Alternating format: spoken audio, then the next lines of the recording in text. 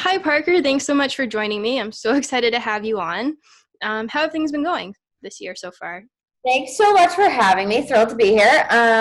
This year's been good. I feel like I'm just kind of on a bit of a slower roll of getting kind of my life together for the rest of the year, but really excited for kind of what's to come in 2022 because 2021 was a good year and I feel like I accomplished a lot of things and some things I didn't expect to accomplish. And so I feel like 2022 is going to be a pretty banging year. I'm excited.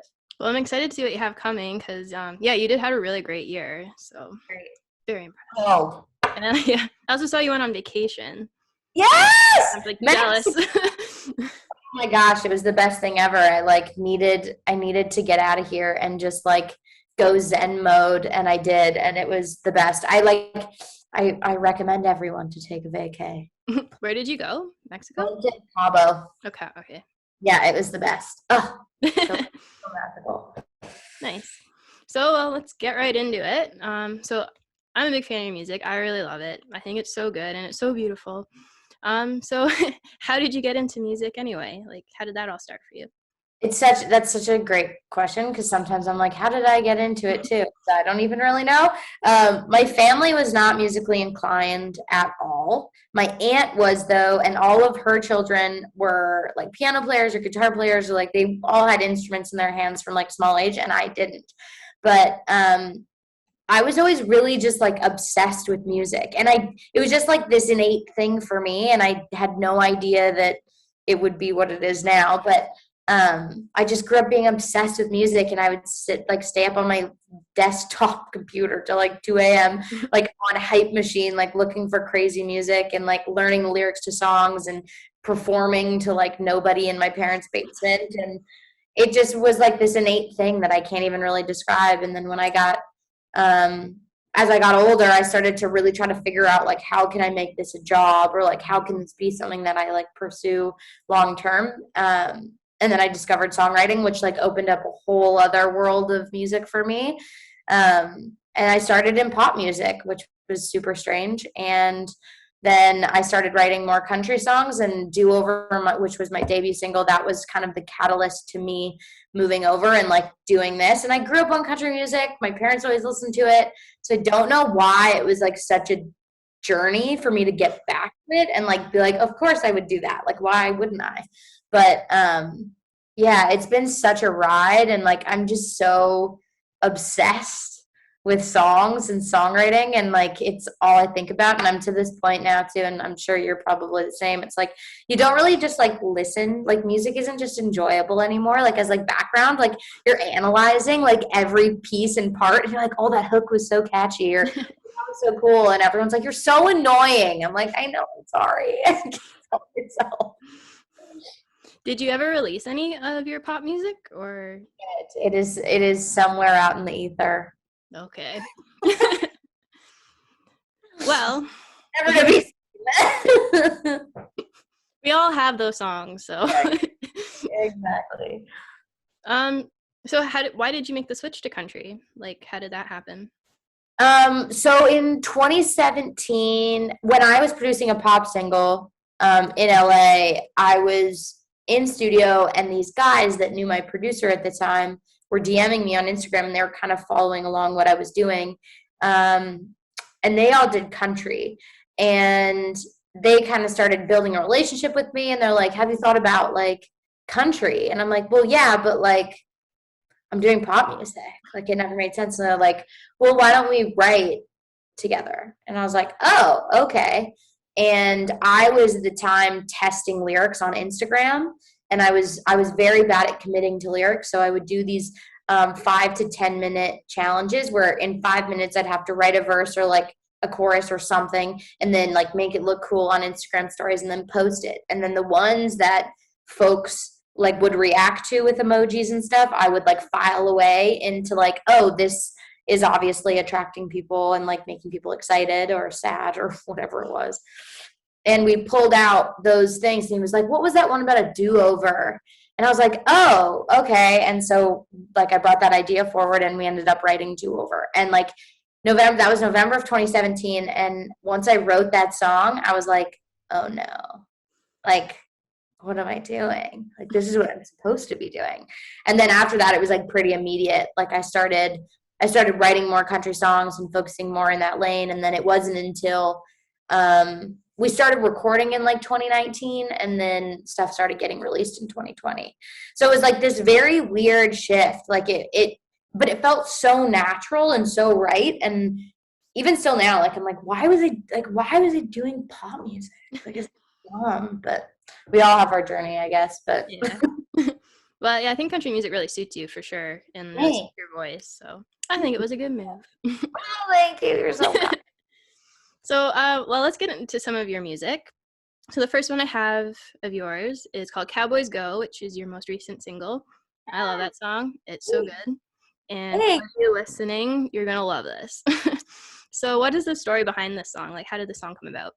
Yeah, so I was in Nashville writing with my friend Colton Venner and Bo Armstrong, and we didn't really have an idea going in that day. Like we were throwing stuff around, and I was like unloading my emotional guts as I always do, and sharing like way too much information about what was going on in my life. And I was kind of sad. I mean, general mood for this gal over here, but I was expressing the fact that it was like, they always leave, like they always go. And then Colton was kind of walking around the room. He's like, that's just how it and Cowboys go. And I was like, whoa, that's so simple, but so to the point. And we started like building around the idea of the, like that modern dating landscape, and then that Western dreamy vibe that I was really going for and that I'm like really attached to. And I'm like, I wanted it to have the visuals of like that cowboy Western land and bring it to like modern dating. So we did that. And then we realized that cowboys are the OGs of ghosting. This is true. Yeah. About it. So it wasn't even about something specific. It was kind of like a lot of relationships. And I think in the dating world now, I think you see a lot of the same conversations and the same things happening. And it's very easy when you're on the receiving end of no's, or like it's not working, or people vanishing. It's really easy to take all of those situations and be like, all of you are the same. All men are the same, which we know is not true, but cowboys are a thing. And so we're riding that out. No pun intended. That was really, I did not mean to do that. But yeah, so it kind of just came organically. Like it wasn't something specific that like triggered me to write about it, but I love it. It's one of my favorite songs I think I've ever written. I dig it.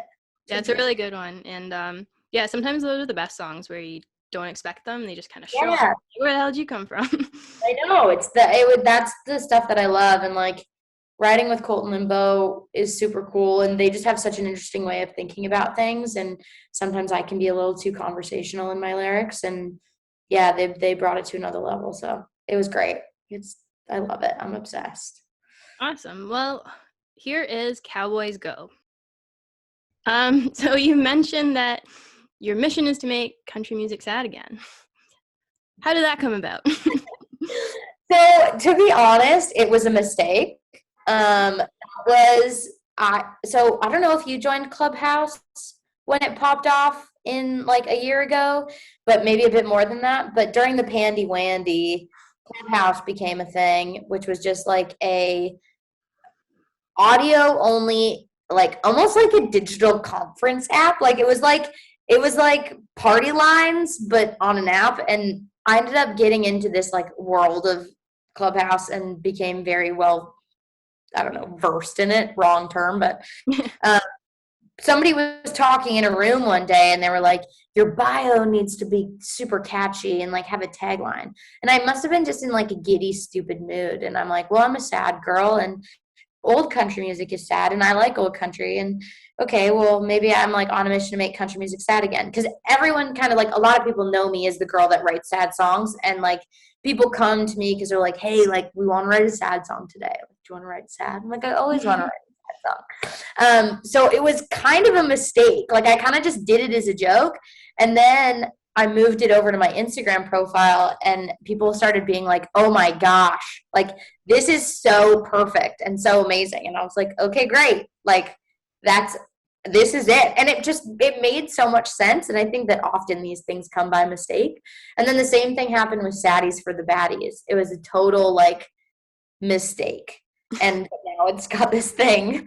But I don't know. Yeah. So it's just, I like sad country, and I love writing songs that just make people feel something. And I think that that's always been my mission, to like create something that forces people to go back to a memory and a space and a time, and not only acknowledge, you know, how awful that must have been and how hard it was, but also to look at how far you've come.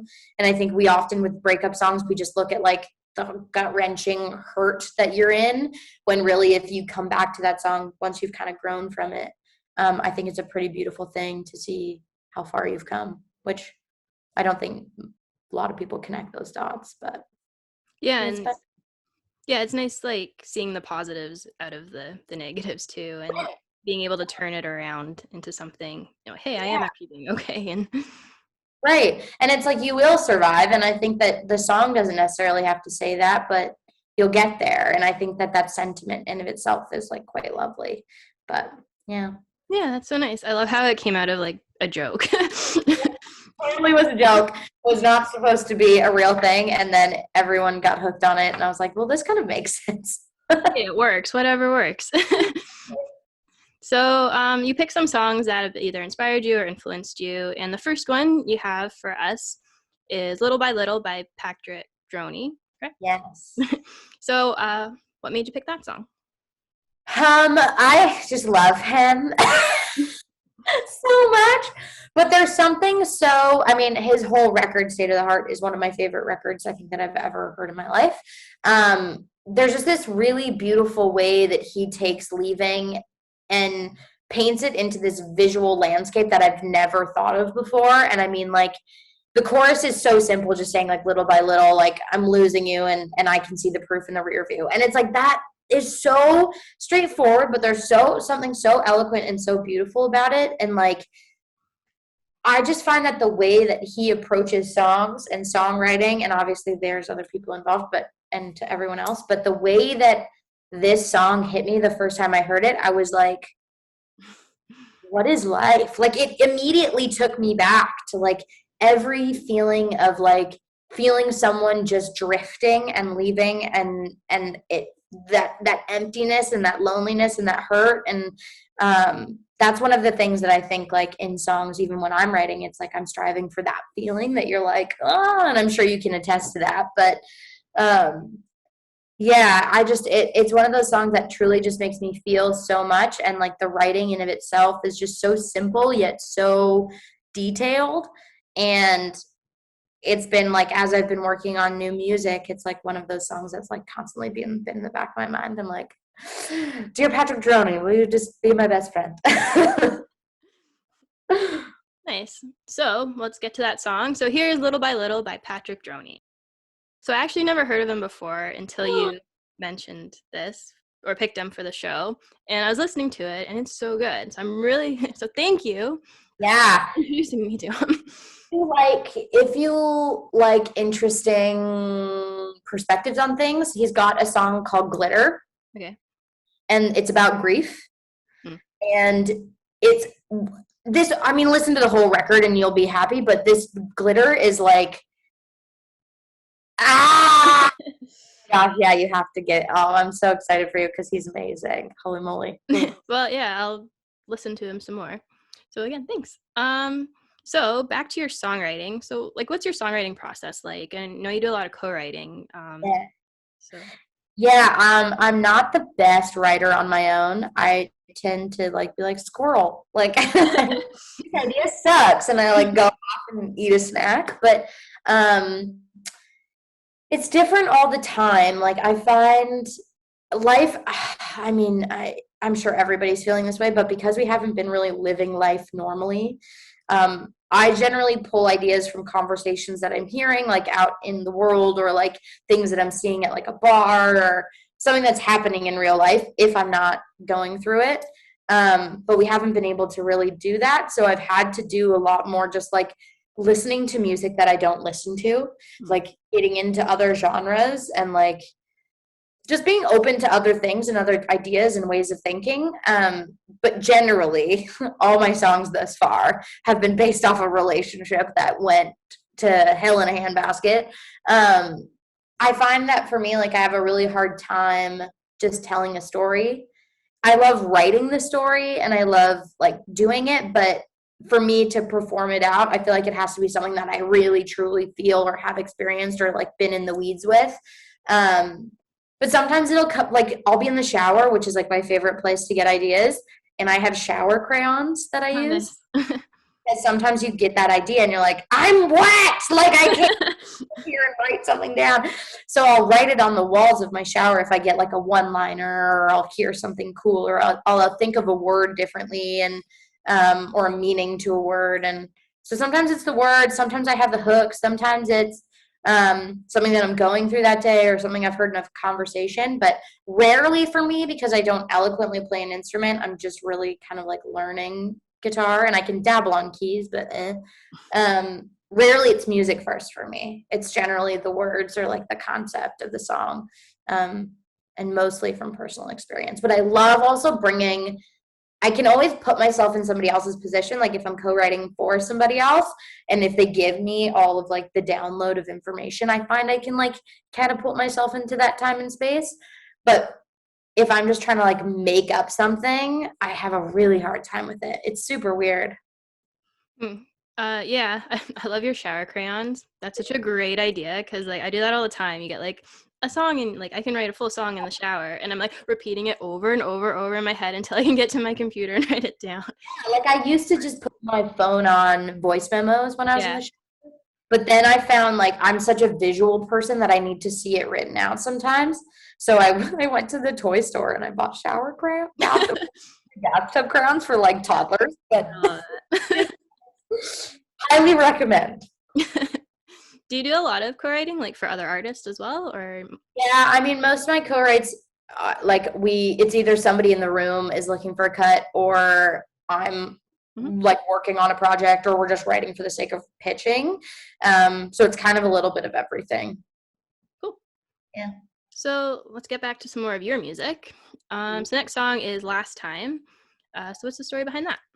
Ugh. So Last Time is one of the realest, most raw songs I think I've ever written. And when I wrote it with my friend Luca Fogale, who's an incredible folk artist, um, he, that poor man had to deal with me like bawling in his basement. But Last Time is based around all true events. And things went very awry with the relationship I was in. And he unfortunately decided that, being like lying and not being honest and um, saying he wasn't going to do things anymore and continued to do them was the best way. And I had asked and said, last time's the last time. And like, I'm not going to keep doing this. And that bit me in the butt and it happened again. So all of the things that I didn't want to happen happened. And I took text messages, I took things that were said in conversation and I put it into a Google Doc with Luca and I was like, I don't know what this is going to be, but like last time is the last time is something I said out loud and I feel like it could be something special. And I never intended on releasing that song. That was never a plan. That song was just going to sit on a hard drive somewhere forever and never to see the light of day. But I played it at a showcase out here, and it was the one song in my whole set that the room was like a pin could drop, and I was like, "This is so weird." Like I'm like the mood buster right now. Like this is not like I'm gonna cry on stage, and like somebody else might cry. Like nobody wants this, but it was everybody's favorite, and I was like, "This is so bananas." So then when we finally started to talk about recording it, I was so nervous, and it's been one of my most successful songs. So like it's so raw, it's so real. It's like all of the exact feelings that I had while I was in that relationship and when I was on the other side of it. And yeah, it's special to me. That's one of those songs that I think will like forever be kind of ingrained in my soul. But yeah, it's so sad. No. So sad. Oh man. It is, yeah, and it is really beautiful song, and I think that's what people connect to too, is the honesty and the authenticity in it, and yeah, which makes Yeah, it. I really wanted it to be those things, and even when we were producing it, I was like, I don't want a lot. I want it to be very minimal because I wanted it to feel empty because that's what it felt, that relationship felt like. And I really, really just wanted it to sound like the day that Luca and I played it at his place and first started like just like messing around. And he's an incredible piano player. So I was like, if it doesn't sound like Luca's playing the piano, I don't want it. But yeah, I'm thank you. I'm glad that you like it. It's sad. Where did you record it? At OCL in Calgary with Spencer Oh, Chan. okay. Yeah, he killed it. It was a beautiful weekend of lots of tears because it was cathartic too. Yeah. I'll agree. Aw. Well, let's get to that song. So here is Last Time. So now that we've all had a good cry, we're connected to our emotions. I'm sorry. You did warn us, you know, you were on a mission to make us sad and beautiful at the same time. So, so what's sort of like one lesson you've learned throughout your musical journey so far? Like, Ooh, I love this question. It's not even through, it's kind of like in my journey, I had a mentor who was outside of the music industry. And I remember talking to him one day about just what I was doing, and I was really unsure about what I was doing, and I wasn't sure if like music was supposed to be the thing or like if I was doing it the right way, and I was second guessing my writing ability and I was second guessing my voice and all these things, and he just stopped me and he was like, don't believe everything you think. And ever since I've heard that, it's such a simple concept, but I was like, oh, right, we are not our thoughts. Like this is something that's so far beyond, and like your subconscious can easily destroy any dream that you have. And I think that this is, I mean, we all know it's a very competitive industry. There's everybody's doing their own thing or trying to be something else, and it's competitive and it can be cutthroat and it can be beautiful and amazing and so rewarding, but it's so easy to get caught up in the hamster wheel and forget why you're doing what you're doing and that you are good enough and that what you're doing is special and someone will think it's special too. Like there's actually no way that someone in the world doesn't think what you're doing is cool. Like there's no way. It's impossible. And I've had to really lean on that saying a lot. And then the second thing to that is like horses have blinders, like race horses have blinders. And so they're not looking lane to lane. And I've had to really adopt the like, you're doing what you're doing and you're doing it because you like it and you like you believe in what you're doing, and stop worrying about like obviously we're always going to be looking left or right a little bit to see what's going on and you know, staying on kind of on a trend or like in your lane.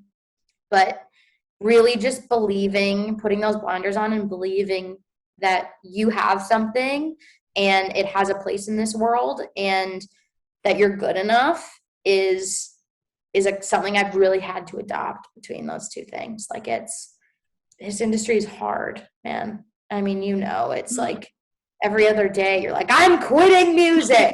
Like, why do I do this?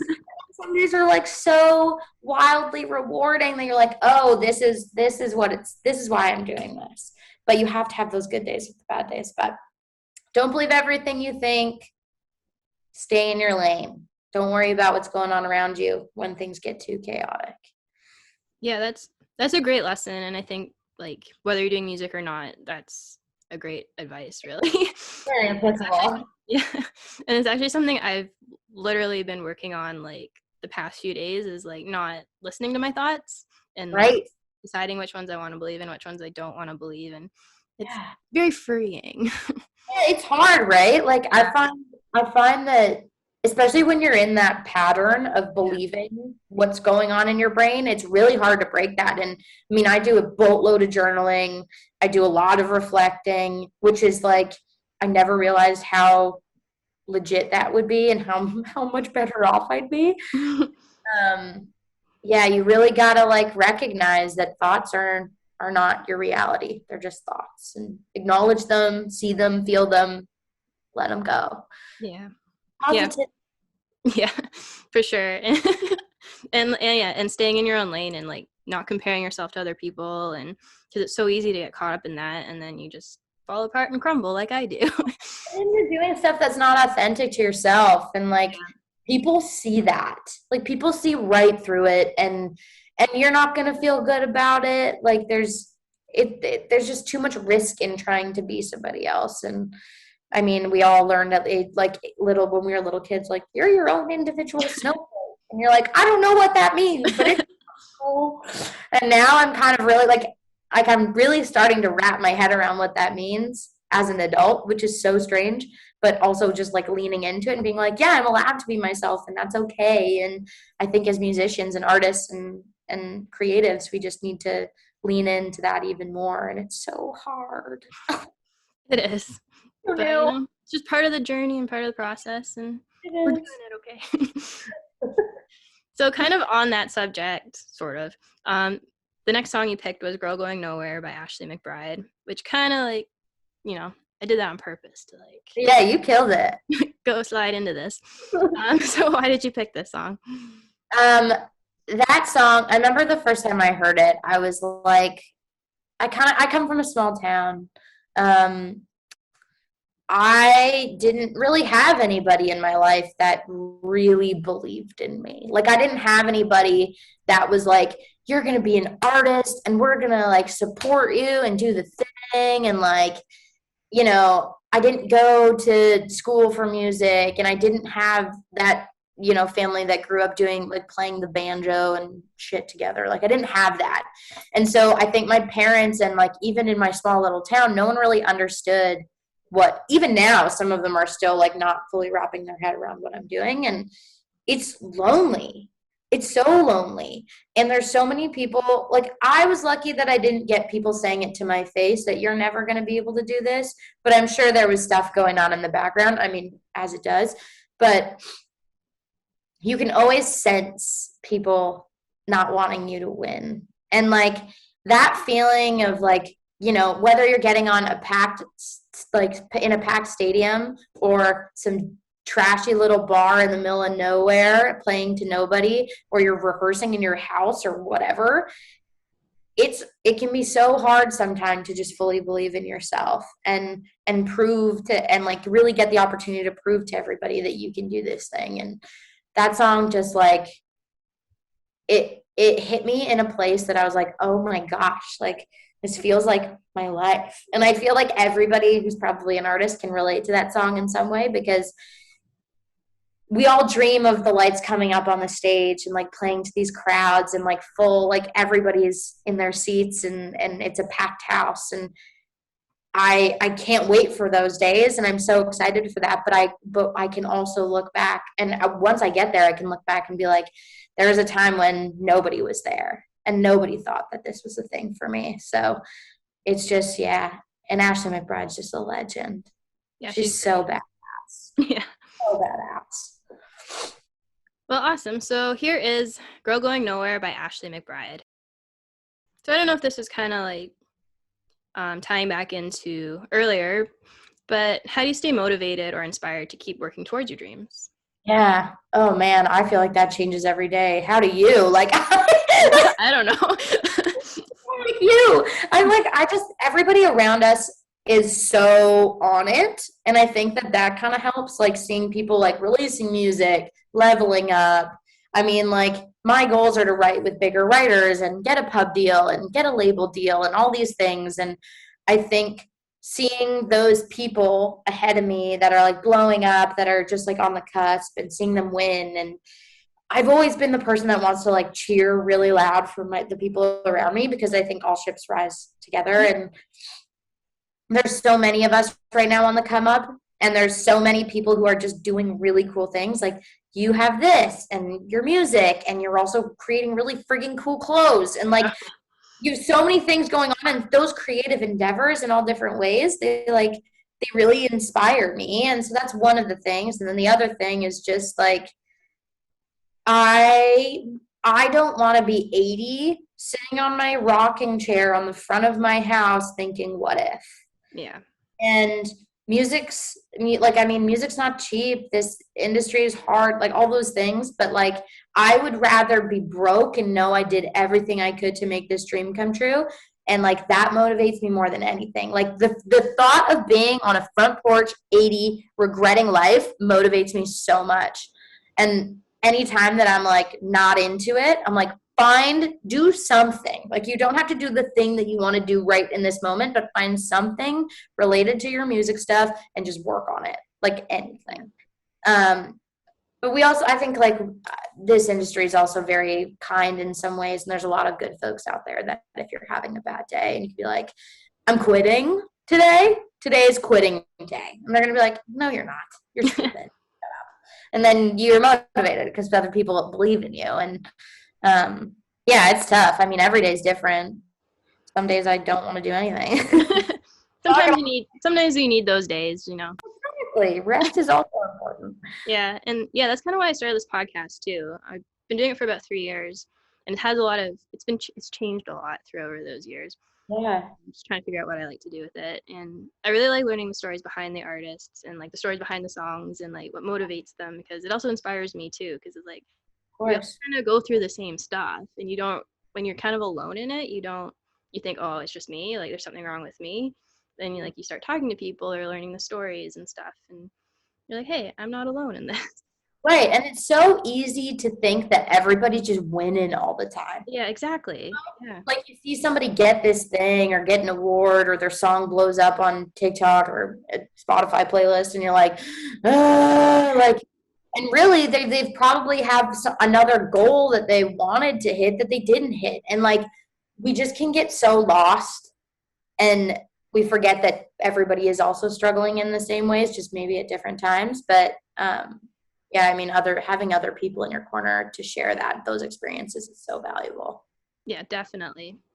Do you have anything coming up? Like, what sort of any new songs, any videos, or anything you can tell us? We're working on new music, which hopefully will be coming in the near future. Okay. I don't have dates yet, but I've been writing, I wrote a lot last year, and now I'm just kind of working through the songs and figuring out. I have a couple that I know I'm going to go forward with that'll start to come out, but it's just going to be new music this year. New music, more content, hopefully some shows. I feel like Canada, we're not going to do anything because Canada, but I'm hoping to get down into Nash and do some rounds and stuff at some point this year, but mostly just the focus is releasing. I feel like we had such a good year in 2021, and I want to keep riding that wave and like just keep releasing stuff that people will love, hopefully. And yeah, it's all about new music. It's all about stories. And it's all about new music. That's what this year's about. Nice. Well, I'm looking forward to it. Thank you. So, until that is released, we have the last song of yours, which is called Before You Leave. So what's the story behind that? Yeah, so, I mean, Do Over, Before You Leave, and Last Time are all about the same guy, and if you listen in that order, they're kind of like chronologically the breakdown. But Before You Leave, I wrote with my friend Marcus Ramsey, and I knew I had the hook idea, and the guy that I was seeing, there was all these things that I was dying for him to say. I mean, when you're in the wrong relationship, that person's not saying anything that you want to hear. Like, it's just never going to be the thing. And at the time, I could feel this very clear push and pull that things weren't going the right way, and there were so many red flags and so many obvious things to make me look at it and be like, this is not right.